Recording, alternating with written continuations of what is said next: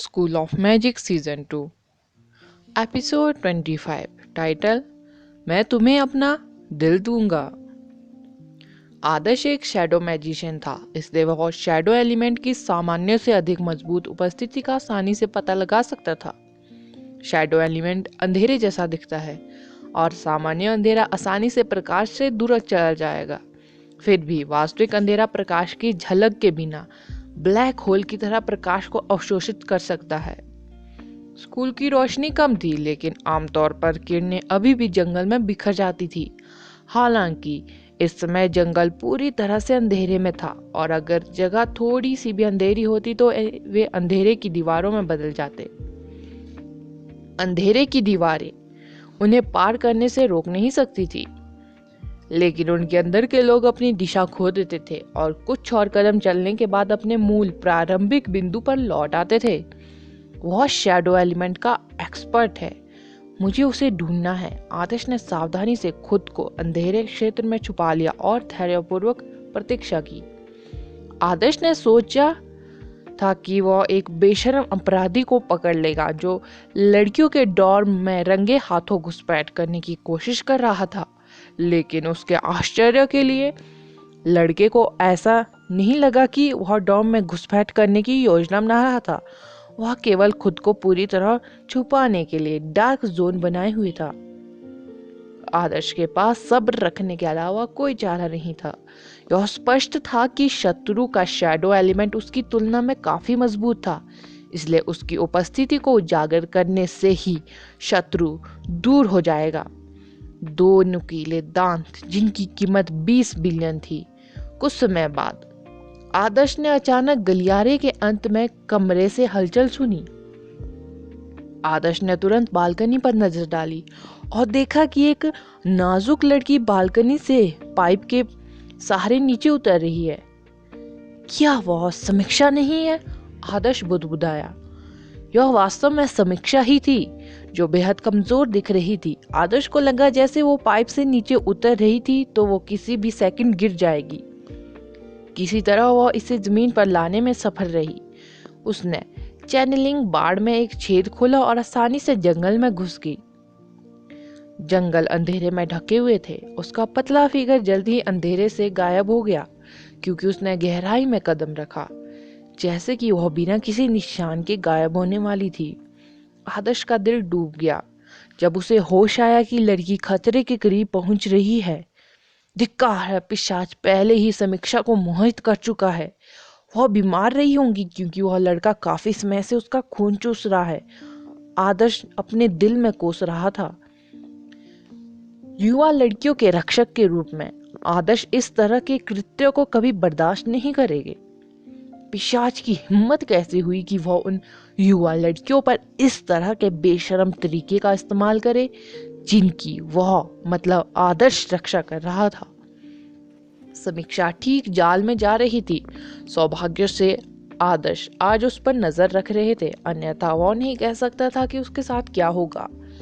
पिशाच ठंडे खून वाले से अधिक था। उसने पहले ही बड़ी बहन को चूस लिया था और अब बहुत नीचा दिखाने के बजाय पहले से ही छोटी बहन समीक्षा का शिकार कर रहा था। आदर्श अपनी चाल चलने की जल्दी में नहीं था। उसने अभी तक वैम्पायर नहीं देखा था। उनकी निगाहें अभी भी समीक्षा पर टिकी थी, क्योंकि उनके शैडो एलिमेंट ने उन्हें अंधेरे में स्पष्ट दृष्टि रखने की अनुमति दी थी। समीक्षा अभी भी गहरे जंगल में जा रही थी। उसने एक खाली चेहरा पहन रखा था, जैसे वह नींद में चल रही हो। जैसे ही वह जंगल में एक छोटे से समाशोधन पर पहुंची, अंत में अंधेरे से एक कोट की रूपरेखा दिखाई दी। कोट चमकीला लाल था, उसके कॉलर ऊपर थे। व्यक्ति के नुकीले जबड़े और उसके चेहरे के किनारे को कॉलर द्वारा छुपाया गया था। केवल उसकी नुकीली नाक और अजीब तरह से चमकती हुई आंखें दिखाई दे रही थी। आदर्श ने उसका स्पष्ट चेहरा नहीं देख पा रहा था, क्योंकि एक अजीब सी धुंध उसे छुपा रही थी। यह सबसे अधिक संभावना है कि पिशाचों द्वारा अपने चेहरे को छिपाने के लिए इस्तेमाल किए जाने वाला एक सामान्य तरीका था, क्योंकि वे अपने दिखावे को उजागर नहीं कर सकते थे अगर उन्हें मनुष्यों के बीच छिपना पड़ता। समीक्षा ने अपने हाथ उसकी पीठ के पीछे रखे और धीरे धीरे कोट वाले आदमी की ओर बढ़ी। अंधेरे में एक अजीब सी धुंध छाई हुई थी, एक अनोखी सुगंध के साथ। नाजुक समीक्षा कोर्ट में उस आदमी के सामने खड़ी थी। उसने धीरे से अपना सिर उठाया, जैसे एक सुंदर युवती ने खुद को सम्राट के सामने पेश करने का आदेश दिया हो। कोर्ट में आदमी धीरे धीरे अपनी बाहों को फैलाता है, जैसे एक गुप्त तिथि पर एक आदमी अपने प्रेमी को एक साधारण गले लगाता है। मंत्रमुग्ध समीक्षा ने एक कदम आगे बढ़ाया और आदमी के गले लगी। इस बीच आदमी के कॉलर के नीचे होठों के बीच कुछ टिमटिमाता हुआ, कुछ नुकीला। यह आदमी के जबड़े तक पहुंचने वाले 2 नुकीले दांत निकले, वे नुकीले दांत जो 20 बिलियन के थे। आदर्श अंदर ही अंदर कहरा उठे। जैसे ही वह अपनी चाल चल रहा था, उसने अचानक देखा कि उसकी पीठ के पीछे समीक्षा के हाथों में एक ठंडी झिलमिलाहट निकल रही थी। उसकी पीठ से एक ठंडा खंजर निकाला गया। उसकी आंखें, जिनमें शुरू में एक खाली अभिव्यक्ति थी, घृणा से टिमटिमा रही थी। जैसे ही उसने अपने हाथ में खंजर उठाया और बिना किसी हिचकिचाहट के उसे सामने वाली दृढ़ आकृति पर जोर से पटक दिया। खंजर उस आदमी के सीने में गहराई तक घुस गया, जहां उसका दिल था। हालांकि उस आदमी के सीने से खून के बहने का कोई निशान नहीं था, जैसे कि खंजर किसी लाश पर वार कर रहा हो। आदर्श दंग रह गया। उन्हें उम्मीद नहीं थी कि समीक्षा अचानक ऐसा कदम उठाएगी। उसने अपने हाथ उसकी पीठ के पीछे रखे थे। आदर्श नहीं जानता था कि वह वास्तव में एक चांदी का खंजर छिपा रही थी। क्या आश्चर्य है! आप जैसे एक सामान्य व्यक्ति को मेरे चंद्र आकर्षण का विरोध करने में सक्षम देखकर, आदमी ने भयावह आवाज में कहा। वह अपनी जगह पर खड़ा रहा। खंजर ने उसके दिल को छेद दिया। फिर भी वह दर्द से नहीं रोया, बल्कि समीक्षा से दिलचस्प तरीके से बात कर रहा था। समीक्षा ने जल्दी से कुछ कदम पीछे ले लिए। उसकी आंखों में क्रोध और घृणा बढ़ी हुई थी। अफसोस की बात है, वैम्पायर के बारे में आपको जो कहानियां बताई गई थी वे नकली है। हमारे दिन में चांदी का खंजर घुसेड़ना बेकार है। ओह, अगर तुम मेरे दिल से इतने प्यार करते हो तो मैं तुम्हें दे दूंगा। मैं तुम्हें वह सब कुछ दे दूंगा जो तुम्हें पसंद है, यह दिखाने के लिए कि मैं तुम्हें कितना पसंद करता हूँ। एक भयावह आवाज अचानक बोली। इसके तुरंत बाद कोर्ट में आदमी ने अपने पंजे फैलाए और उसके दिल को पकड़ लिया। उसने पंजों से अपनी छाती को खोल दिया, एक खूनी छेद का खुलासा किया, जिससे उसने अपना दिल पकड़ लिया। यह एक ताजा दिल था, अभी भी तेज गति से धड़क रहा था। दिल में चांदी का कटार चिपका हुआ था, जिसमें खून का कोई निशान नहीं था। मैंने तुम्हें पहले ही अपना दिल दे दिया है। तुम्हें मेरे जैसा संपूर्ण पुरुष नहीं मिलेगा। आदमी का स्वर भयानक था। समीक्षा आखिरकार एक साधारण लड़की थी। अपनी बहन का बदला लेने के लिए उसके दिल में भारी क्रोध के बावजूद वह घबरा गई और पिशाच की असामान्य हरकतों को देखकर अवचेतन रूप से कुछ कदम पीछे हट गई। School of magic season 2 episode 26 title कवच प्राप्त करने की आशा। आप एक ऐसे व्यक्ति की परवाह क्यों करेंगे जो पहले ही मर चुका है? क्या तुम्हारी बहन ने तुम्हारे पढ़ने के लिए कुछ पैसे कमाने के लिए इतनी मेहनत नहीं की थी? पैसे की तरह कुछ मुझे जो भी राशि चाहिए वो मिल सकती है और मैं आपको भी दे सकता हूँ, पिशाच ने मोहक आवाज में कहा। समीक्षा उसकी बातों से भड़क गई। उसने बेतरतीब ढंग से जमीन से एक शाखा उठाई और उसे तलवार की तरह पकड़ लिया। नुकीली शाखा देखकर पिशाच सहसा कांपने लगा। उसने भयभीत भाव से कहा, क्यों क्यों तुम्हें क्यों पता था कि हम लकड़ी से डरते हैं? अब और करीब मत आओ, तुम और करीब मत आओ। समीक्षा ने भ्रम में पिशाच को देखा। इससे पहले कि उसने पिशाच को अचानक हंसते हुए देखा, उसके डरे हुए चेहरे की जगह लापरवाही हंसी ने ले ली। उन्होंने अपने अति रंजित अभिनय कौशल को पूरी तरह से प्रदर्शित किया था। हा हा हा हा, हम अजय हैं। हम केवल अपने आप को मार सकते हैं या हमारी प्यारी महिलाओं की निर्दयता से। पिशाच ने बर्फीली आवाज में व्यंग्य किया। तो तुम अभी मर जाओ, समीक्षा ने कांपती आवाज में कहा। आप और आपकी बहन एक जैसे दिखते हैं, लेकिन आपके व्यक्तित्व तो अब बिल्कुल अलग है। मैं उसे मारना नहीं चाहता था, लेकिन वो अपनी गर्दन काटने के लिए मुझसे विनती कर अपनी जीवन लीला समाप्त करने की कोशिश कर रही थी। उसने मुझे बताया कि जीवन बेहद उबाऊ था, कोई भी उसे गंभीरता से नहीं लेता था और उसकी बहन उसके लिए बोझ थी।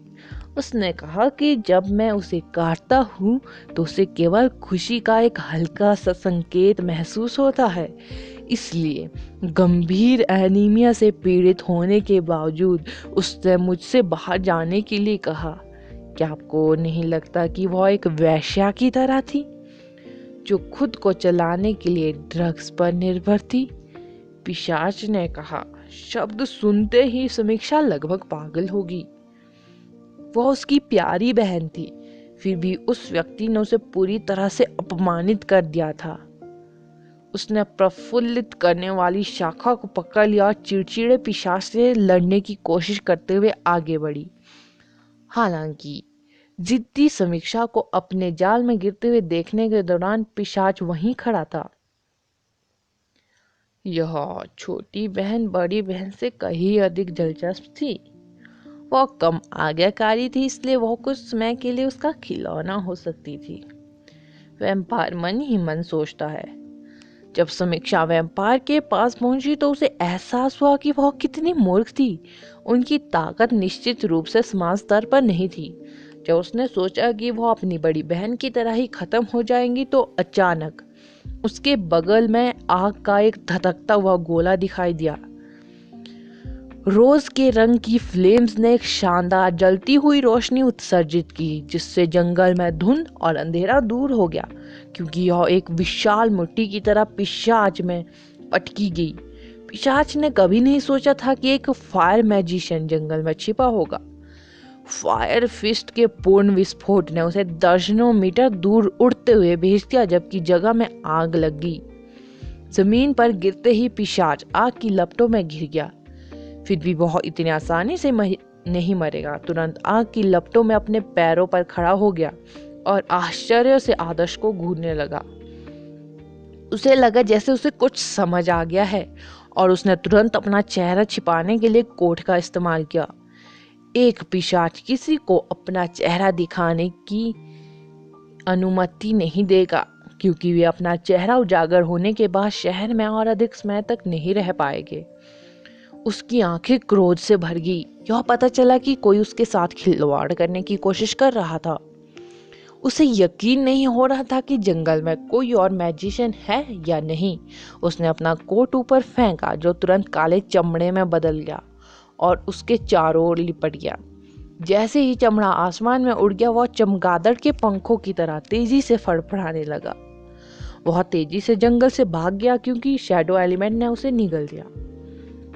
वह बेहद तेज था। जब आदर्श ने फ्लाइंग शैडो का उपयोग करके पिशाच का पीछा करने की कोशिश की तो वह पहले ही गायब हो चुका था। धिक्कार है, वह इतनी तेजी से कैसे भागा? आदर्श ने श्राप दिया। वह मदद नहीं कर सकता था, लेकिन स्वीकार करता था कि पिशाच शैडो एलिमेंट का उपयोग करने में उससे कहीं ज्यादा बेहतर था।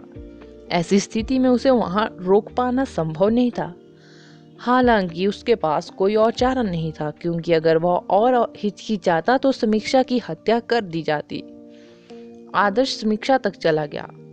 वह बेबस होकर जमीन पर गिर पड़ी थी। उसकी आंखों से आंसू झलक रहे थे। साफ था कि वह मासूम थी।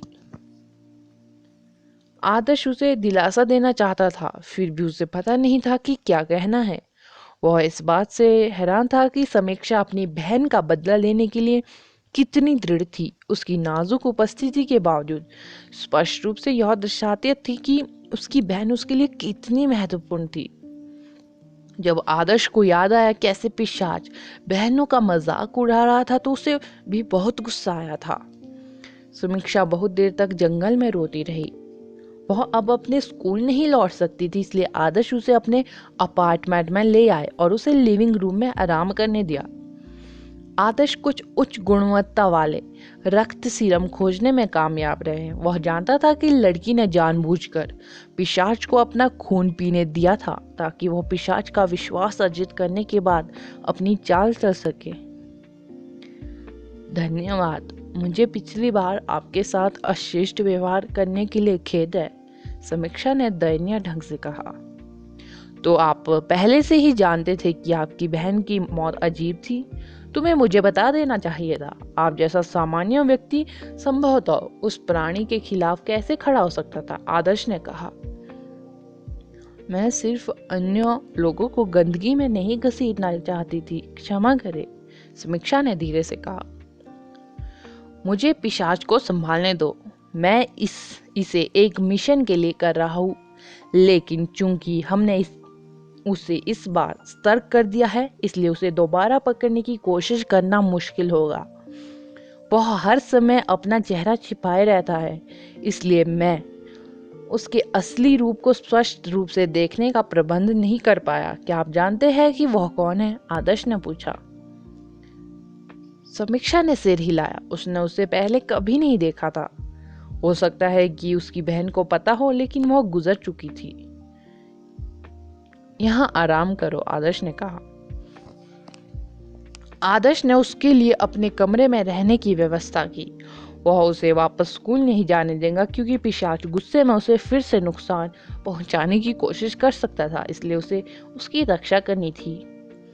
आदर्श ने एक आह भरी जब उसने देखा कि समीक्षा काफी जल्दी सो गई। उसका चेहरा पीला, अभी भी उदासी से भरा हुआ था। उसने खुद को चारे के तौर पर इस्तेमाल किया था। कोई और यह जानकर डर जाएगा कि वह आदमी एक वैम्पायर था। यह स्पष्ट रूप से दिखाता है कि समीक्षा अपनी बहन का बदला लेने के लिए कितनी दृढ़ थी। आदर्श लिविंग रूम में बैठे थे जब चुटकी ने दरवाजा खटखटाया और एक क्षण बाद प्रवेश किया। चुटकी यहाँ पहली बार नहीं आई थी। वह जल्दी से जूस की एक बोतल लेने के लिए फ्रिज के पास गई और उसे ऐसे निगल लिया जैसे वह दूध की बोतल पी रही हो। कैसा है? क्या आपने उसे ट्रैक करने का प्रबंधन किया? आदर्श ने पूछा। चुटकी ने अपने होठों को पोंछने के लिए अपने हाथ का इस्तेमाल किया और कहा, वह लगभग भाग गया। मैंने उसे एक निजी परिसर में ट्रैक किया जो दुर्लभ शराब एकत्र करने वाला क्लब प्रतीत होता है। मैं चिंतित थी कि वहां कुछ हो सकता है, इसलिए मैंने उसके आगे पीछा करने की हिम्मत नहीं की। यह पर्याप्त से अधिक है। हमें उसे पकड़ने के लिए कुछ शानदार सोचना चाहिए, आदर्श ने कहा। उसकी आंखें चमक रही थी। ऐसा लग रहा था कि उसका कवच मिलने की उम्मीद थी। अगला एपिसोड जानने के लिए बने रहे मेरे इस चैनल के साथ। Thank you.